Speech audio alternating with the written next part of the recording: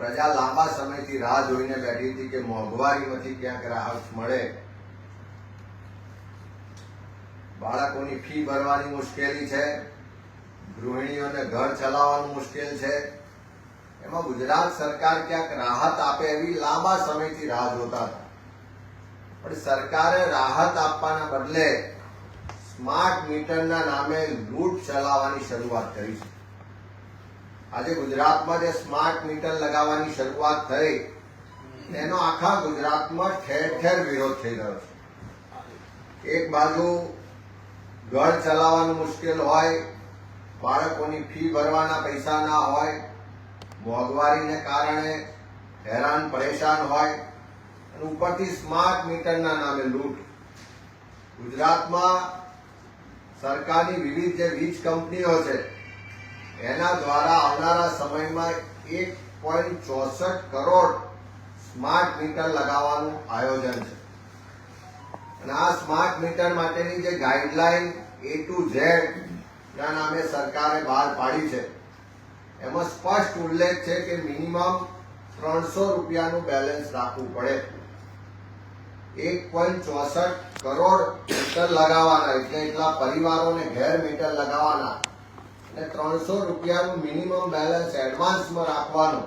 એનો સ્પષ્ટ મતલબ છે કે સરકાર 500 કરોડ રૂપિયા આ ગુજરાતીઓ પાસેથી એડવાન્સમાં વસૂલવાનો, લૂંટવાનો કારસો છે.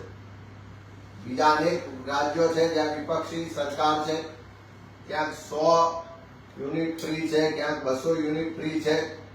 સરકારે મીટર લગાવવાની સાથે સાથે જો પ્રોત્સાહન રૂપે 200 યુનિટ ફ્રી રાખીને સ્માર્ટ મીટર લગાવ્યા હોત તો આવકાર્ય છે, પણ કોઈ રાહત નહીં આપવાની, પણ સ્માર્ટ મીટરના નામે લૂંટવાના એ આ સરકારની નીતિ હોય એવું સ્પષ્ટ જોવા મળી રહ્યું છે. આજે મોંઘવારીનો માર સહન કરેલી ગૃહિણીઓ ઘર ચલાવવું કેમનું એ મુશ્કેલીમાં છે ત્યારે આજે જે વિરોધ ઠેર ઠેર થઈ ગયો છે ત્યારે મહિલાઓ કહી રહી છે કે આ સ્માર્ટ મીટર નાખવાના નામે સરકાર આવનારા દિવસોમાં મહિલાઓના મંગલસૂત્ર વેચાવી નાખવાનો પ્રયત્ન કરશે એવું લાગી રહ્યું છે. અને બીજી બાજુ જ્યારે સ્માર્ટ મીટરનો હજુ તો પાયલોટ પ્રોજેક્ટ થયો હતો તો ફરજિયાત શું કામ કરવામાં? સ્માર્ટ મીટર ફરજિયાત શું કામ? તમે પ્રજાને ઓપ્શન કેમ નથી આપતા કે મરજિયાત પણ હોઈ શકે કે જેને સ્માર્ટ મીટર લગાવવું હોય સ્માર્ટ મીટર લગાવે, જેને સ્માર્ટ મીટર ના લગાવવું હોય એ જૂના મીટરથી પણ ચલાવે. પણ દરેકને ધાક ધમકી, દબાણ ને પોલીસનો ઉપયોગ કરીને ફરજિયાત સ્માર્ટ મીટર લગાવવાનો ઠેર ઠેર વિરોધ થઈ રહ્યો છે. આજે વડોદરા હોય, રાજકોટ હોય, સુરત હોય કે જ્યાં જ્યાં મીટર લગાવવાની શરૂઆત થઈ દરેક જગ્યાએ ગ્રાહકોની એક જ ફરિયાદ છે કે પહેલા જ આ મીટરમાં છબરડા જોવા મળી રહ્યા છે, મીટરો ફાસ્ટ ફરી રહ્યા છે, એમાં જે રિચાર્જ કરવામાં આવે છે એ ઝડપથી કપાઈ જાય છે, પહેલા કરતા અનેક ગણું વધારે બિલ આવતું હોય એવું લોકોની ફરિયાદ છે. વડોદરા સહિત કેટલી જગ્યાએ ફરિયાદો મળી કે 1000 રૂપિયાનું માસિક બિલ આવતું હતું. એવી જગ્યાએ આ સ્માર્ટ મીટર લગાયા તો રોજના 350 રૂપિયા જેટલા કપાય છે. ઘણી જગ્યાએ એવું પણ જોવા મળ્યું કે 2 મહિનાના 4500 રૂપિયાનું બિલ આવતું હતું. એના બદલે આ સ્માર્ટ મીટર લગાવવાથી લગભગ 20 દિવસમાં 4000 રૂપિયા કપાઈ ગયા. ત્યારે સરકાર આટલો બધો વિરોધ હોવા છતાં પોતાના નિર્ણય પર મક્કમ છે કે કોઈ પણ સંજોગોમાં અમે તો લગાવીને જ રહીશું, કોઈ પણ સંજોગો અમે આ લૂંટમાંથી રાહત નહીં આપીએ. તો અમારી માંગણી સરકાર પાસે છે કે સરકાર સ્માર્ટ મીટરનો વિકલ્પ આપે. શું કામ સ્માર્ટ મીટર ફરજિયાત રાખ્યા છે? સ્માર્ટ મીટર ટેકનોલોજીની વાત કરો છો, રિચાર્જની વાત કરો છો તો મોબાઈલમાં પણ પોસ્ટપેડ ને પ્રીપેડ ના ઓપ્શન હોય છે. તો સ્માર્ટ મીટરમાં પણ પોસ્ટપેડ ને પ્રીપેડ ના ઓપ્શન શું કામ નથી?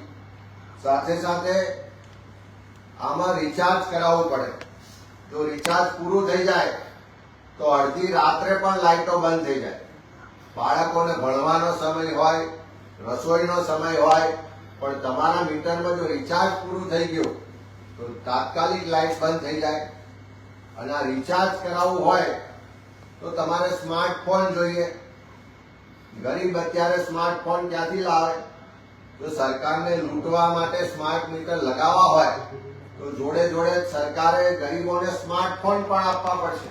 તો શું સરકાર સ્માર્ટફોન આપવાની છે? અરે આવા જે તગલગી નિર્ણયો થાય છે અને એની સામે જે વિરોધ છે એને લઈને અમારી સરકાર પાસે સ્પષ્ટ માંગણી છે કે જો તમારે સ્માર્ટ મીટર લગાવવા હોય તો પહેલા 200 યુનિટ વીજળી ફ્રી આપો. તમે સ્માર્ટ મીટર લગાવવા હોય તો એનો વિકલ્પ આપો કે જેને લગાવવા હોય લગાવે, જેને ના લગાવવા હોય ના લગાવે. તમે એને ફરજિયાત ના કરો. અને ત્રીજા નંબરે જો સ્માર્ટ મીટર લગાવવા માટે તમે પ્રશાસન, પોલીસ અને સરકારી તંત્રનો દુરુપયોગ કરીને લોકોને ડરાવી દબાવીને જો ફરજિયાત લગાવશો તો જે રીતે આજે વિરોધ વંટોળ ઉભો થયો છે, જે રીતે આજે મહિલાઓ સહિત આખા પરિવારો રસ્તા પર ઉતર્યા છે, તો કોંગ્રેસ એ પરિવારોની સાથે છે. આવનારા સમયમાં પ્રજાને લૂંટવા વાળા સ્માર્ટ મીટર સામેની જે પણ લડાઈ છે એમાં કોંગ્રેસ પક્ષ પ્રજાની સાથે રહી અને જરૂર પડે તો જબરજસ્તીથી લગાવવામાં આવતા સ્માર્ટ મીટર સામે સવિનય કાનૂન ભંગની લડાઈ પણ કોંગ્રેસ પક્ષ શરૂ કરશે. અને સરકારની આ જોહુકમી ગુજરાતીઓને લૂંટવાનો જે કારસો છે એની સામે સખત વિરોધ કરવામાં આવશે. અમિતભાઈ